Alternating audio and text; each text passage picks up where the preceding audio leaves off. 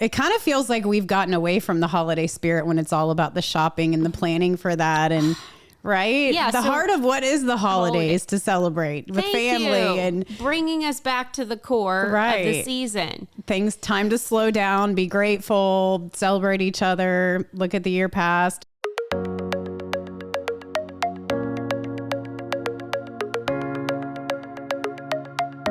Welcome to a Wiser Retirement Podcast, where we believe the best financial advice should always be conflict-free.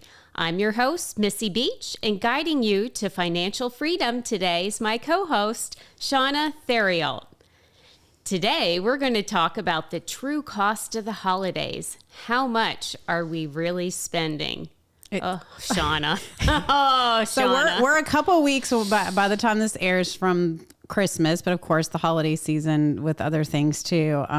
But it's really amazing when you think about what are you actually spending? Because it's always more, obviously, than you think you're spending. Yes. I mean, you can set a budget like X number of dollars per family member, but that's not what you really spend. No, there's so much more that goes into that. And when I stopped to think about this when I was preparing for this episode, I thought, oh my goodness, there really is completely. Well, I mean, okay, first of all, the stat, holiday retail sales in November and December, let's just round it up. The number is so huge. Basically, it's going to set a new record this year, almost $1 trillion. Mm-hmm. That's how much it's going to jump to this year. It's going to set a new record. So last year it was 956 billion. Oh my gosh. Yeah. And this year they think it's going to be between maybe 979 billion and 989 billion. Yeah, I wouldn't be surprised. That's kind of scary. It crosses the threshold. That's really kind of scary when you think about the credit card stats and how those have been going up and people have not been able to pay their, we saw that in that conference the other day. Oh my gosh. I really hope that they're not charging up the credit cards, but we know they might be. I know, it breaks my heart. Exactly. Because like all the deals are already out in the stores. Black Friday is already here, even though the real Black Friday hasn't even hit yet. Right. It all starts coming out right after Halloween, right? And then the way retailers portray it, you get this FOMO, the fear of missing out. Like if you don't get this deal, maybe they're not coming. Right. And then I hear like some pundits saying like all the best deals are going to be in November this year. So if you don't shop now, you might miss it, Shauna. Right. I mean, the marketing. What is a buyer supposed to do? Right. It kind of feels like we've gotten away from the holiday spirit when it's all about the shopping and the planning for that. And right. Yeah. The heart of what is the holidays to celebrate with family and bringing us back to the core of the season. Things, time to slow down, be grateful, celebrate each other, look at the year past, and just, it's just, all of this hype, but I feel it. I feel it as a mom. I feel it as a consumer. I feel it because, we've been preparing for the last couple weeks for it. Oh, exactly. So your house probably has all the trees up, right?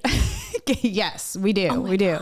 You might as well enjoy it at home if you're going to be assaulted in the stores and online. Right. Exactly. All right. So, obviously we have the basic tips to, create your gift list and estimate your total spending ahead of time. To use these sales opportunities to buy ahead. Don't be like my husband, John Beach, who buys at the very last minute because he thinks he needs to be super dad to fill in. So don't let your spouse, who might be the spender, thwart your savings plans. Right. Because it seems like in a lot of couple dynamics, there's always like one planner and then one person who wings it. Well, I'm the planner. My spouse is the winging it and thinks he'll be super dad. How do you and Mark do it? Well, I'm the planner, mm-hmm. and he does fill in a little bit here and there, but he's honestly like just, tell me where you need me kind of thing. That's so good. He goes and grabs things and does whatever, and I coordinate, and so it really does work. But it's a lot of pressure on me, to do it, and not that he's putting pressure on me, but it's a little easier now that the girls are older and it doesn't have to be all the surprises, but with Santa and all of that. But it I don't know, it's really quantity or quality over quantity. Oh, so absolutely. it used to be all the presents and now it's different, but And that's, I think, a tip for the younger parents is that it's not about creating a mountain of gifts from Santa or, you know, whatever characters in your life. It doesn't need to be that because your kids are so overwhelmed and just excited about the whole atmosphere. Yeah. A few presents and they're all good. Yeah. So, and really creating those traditions with your family, the Christmas breakfast, the Christmas pajamas, all of those things that we just really, really love too. Leaving cookies out for Santa. And just the stories on Christmas Eve. So just, you're right. The magic of the season. Absolutely. So, what are other areas where you might be spending and not realizing it? And this is where you excel, Shauna. Holiday decor. Yes, well, it's the only holiday that we decorate for, so we kind of go crazy. But, you know, you really don't realize all those little things add up in the decor. And, you know, I don't know, we're not doing holiday lights outside this year and, you know, trying to cut back on those kind of things that are just not necessary. Exactly. So if you don't need to hire the lighting crew, don't hire the lighting crew. Throw some little lights on your bushes and call it a day. Exactly. And, you know, you don't need to invest in brand new decor every year, too. No. You know, I have friends that'll do that. Like, change the whole theme every year. Wow. You know, one year it's a white Christmas. The next year it's all, like, tartan plaid. And, you know, that's just really a little excess. So, hey, pick a theme and go with it. Make it your family theme. I don't know. But you're right. Every little trip to Michael's and Hobby Lobby, it might only be like $75, but they times all how many? Add up. Exactly. Exactly. What else do we spend money on, Shauna? Well, holiday meals and gatherings, getting together. So you think about all the parties and get-togethers and the Friendsgiving, and then I don't know, things at school for the kids that add up. And then a lot of kids are in sports and they do like gift exchange and gatherings for that. And so when you put together all of the food and little small gifts that you do throughout the season when you're doing all the little parties and gatherings, that adds up to a large amount too, especially if you're hosting at home. That's a big one. Yeah. Hosting the holiday meal, whether, you know, it was Thanksgiving or upcoming Christmas, Hanukkah, whatever it might be. Yeah, that's a big outlay. Yeah. You know, sometimes you think having it catered might be a great solution. Sometimes it'll actually come out ahead. Yeah. Well, and plus your time. What is your time worth? That is a huge thing, Shauna, that so many people overlook is the value of time. Right. Because you know me and you, working moms with kids and husbands, and how do you grocery shop? How do you meal prep? How do you get your table set beautifully? How do you make all this stuff? Right. Well, I'm not even a cooker. So John Beach steps in. John Beach steps in and cooks our meals, thankfully, and we have a beautiful holiday feast. But you're right.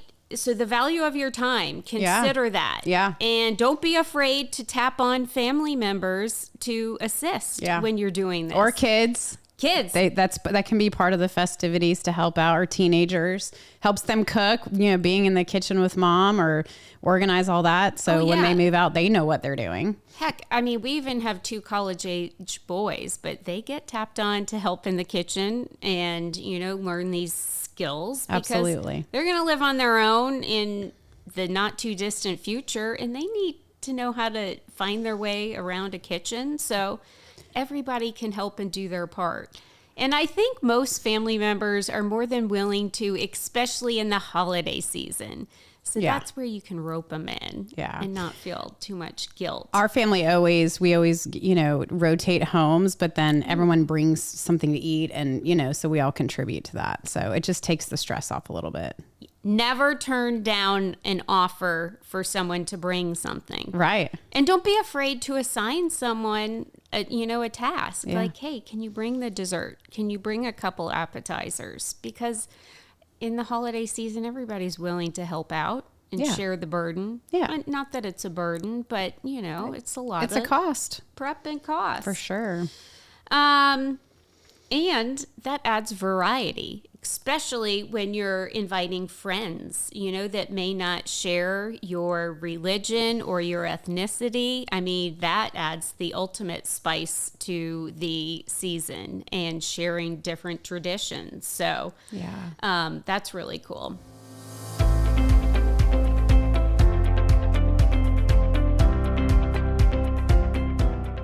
Are you curious why annuities keep coming up as a potential investment option? People are often told that annuities can effectively mitigate investment risks and help secure their financial future. However, annuities often benefit the salesperson and might not be the best choice for you as a consumer. To learn more about the various types of annuities, the negatives of owning them, and better investment alternatives, we have a free ebook on our website just for you. To download our ebook, Buyer Beware, Why Do They Keep Trying to Sell You That Annuity? Simply click the link in the episode notes or visit wiserinvestor.com/guides. Now let's get back to the episode.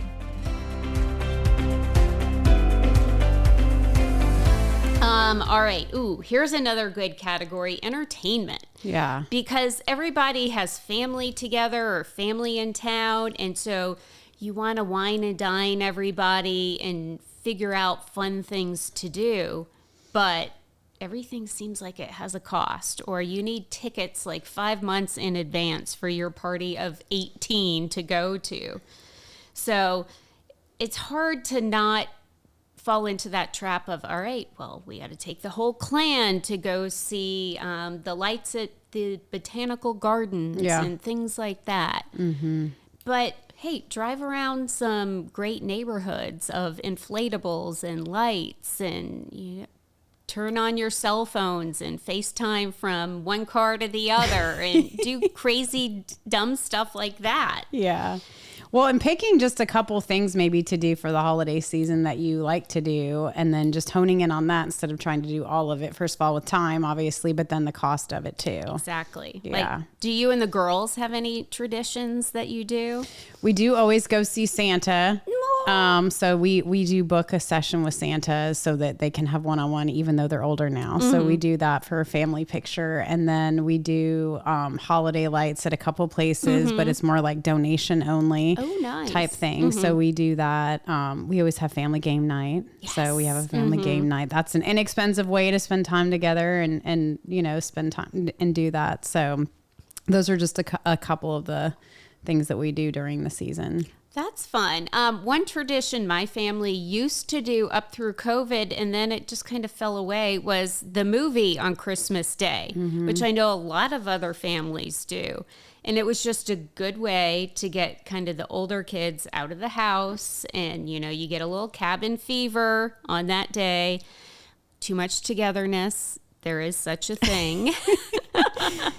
And so that was a great way to get out of the house. Yeah. And, see a new flick.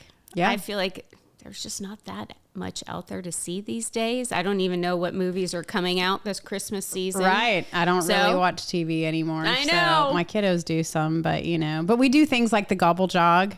Oh, that's a good one. So we do, a fundraiser where you can go and exercise on Thanksgiving morning. I know a lot of families do that. So we try to find things like that throughout the season that I love that to do together, but they're not expensive and we're still together. And it doesn't even have to be an organized run like that. No. Just on the holiday, get out and walk. Absolutely. Actually, on Thanksgiving, we always run into tons of neighbors out in our neighborhood, later in the day, trying to walk off all the calories. Absolutely. This expense is huge. Travel, holiday travel. I feel like travel has just gotten so expensive between planes and hotel stays and rental cars. Yes. And I don't even know if there's a game to play anymore in trying to find like cheap airplane tickets and things like that. I don't know. Or I'm not winning at it if there is a game. Definitely not. Definitely not.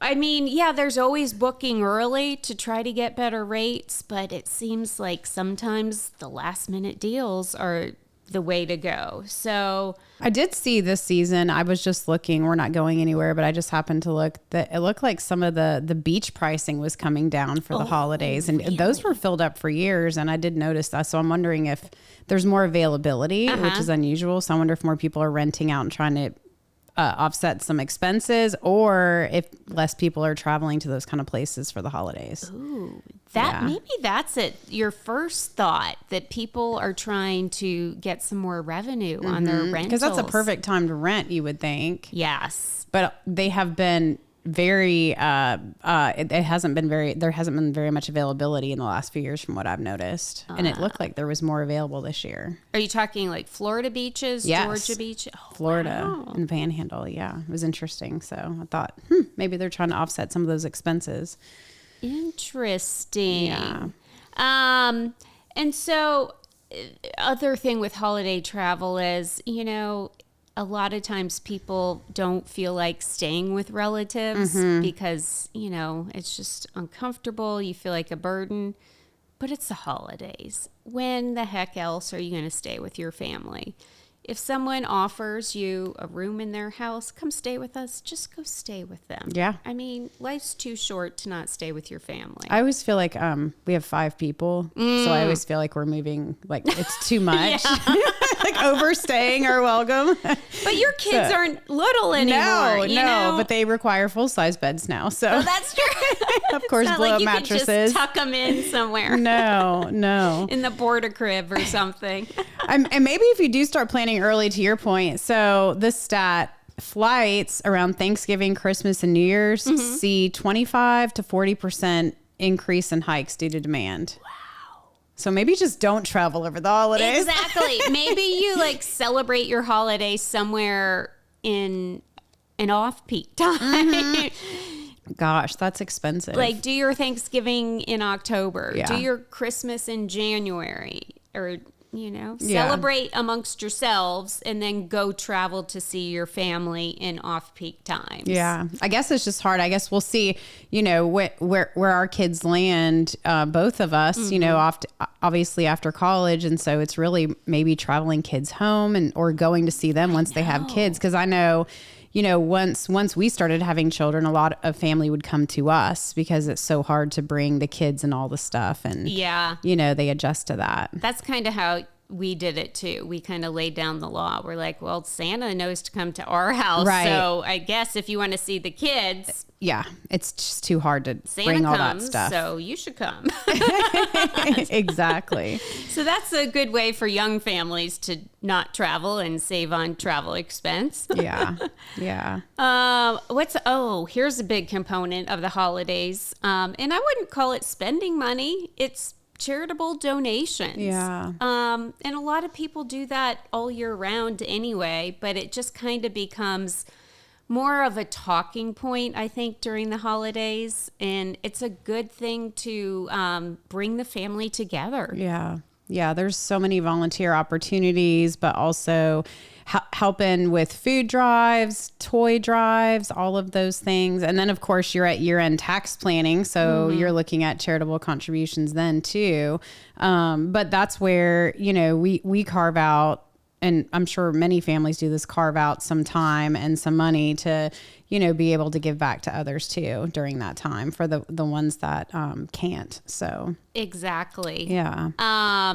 Is there a certain way that y'all do that, or does it vary year to year? Well, we usually do food drives. During Thanksgiving and Christmas, and contribute to that. And then the toy drives wherever. And I know our cheer gym also does a toy drive. And so we do that as well. Oh, yeah, I love exactly. The toy drives. Adopt a family. We've done that before. We adopt a whole family. That's what I love, Shauna, the adopt a family.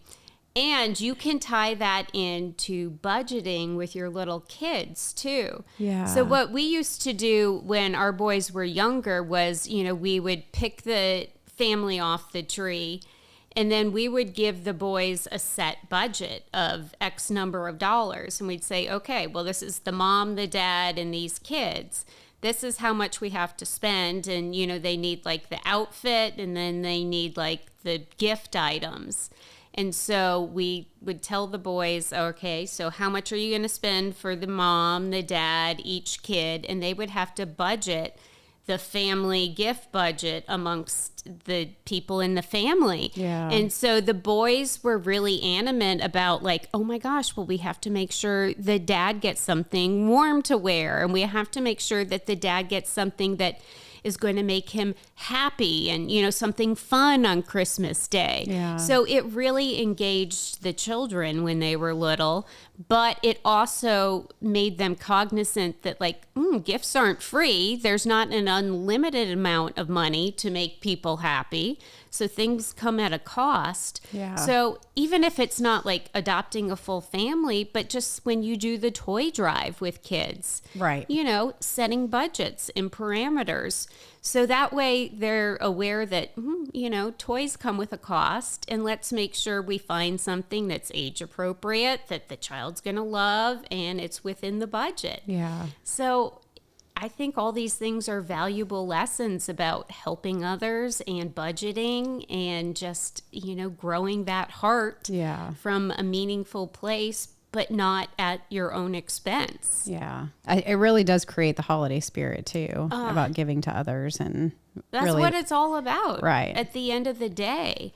Because when you overspend, it gets you into such a negative space. Yeah. And you see clients that come in with the credit card debt. Yeah.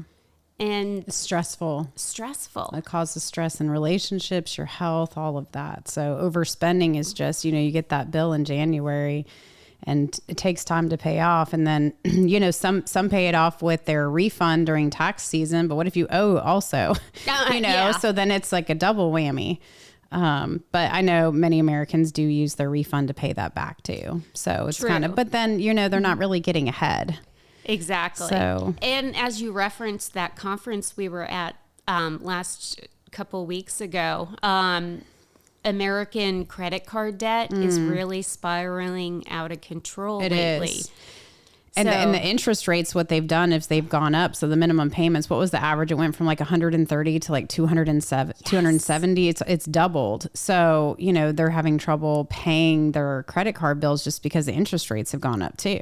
And that's just it. Minimum payment. Right. Not making a dent in it. Exactly. And so any new charges just, it's such a bad web. Right. Vicious web to weave. So, you know, just planning ahead, being mindful of those true costs, you know, just takes some of the stress out of it, and just realizing it's not all about material items, I think, is the key thing. Yeah. Just spending time with the loved ones and creating the memories. Yeah. You know, decorating the tree, putting, you know, special ornaments on. Yeah. One of my family's traditions is I used to take their school pictures every year and put them in, you know, those little 2x3 frames. And so their school pictures are all over the Christmas tree. Aww. So it gets into a little competition when we decorate the tree, you know, who gets pole position on the tree. Oh my goodness. With their pictures. And, you know, the awkward middle school pictures, you know, where those get hung. They want to put them in the back and hide them. Yeah, like, don't let anybody see that. But, you know, the good pictures, they want front and center. So, you know, just develop little things like that become a family giggle or funny thing, whatever it might be. Absolutely. Well, thanks for listening to today's episode. If you're interested in learning more about Wiser Wealth Management or want to schedule a consultation to meet with one of our fiduciary financial advisors, you can do so by going to wiserinvestor.com, or you can click the link in the episode notes. Other podcasts referenced here that you can go to: episode 196, your year-end financial planning checklist; episode 254, closing the year strong, key financial moves before year end, which is an important one. Follow us on YouTube, and the video reference there is reduce your taxes and AGI by giving to charity. See you next week.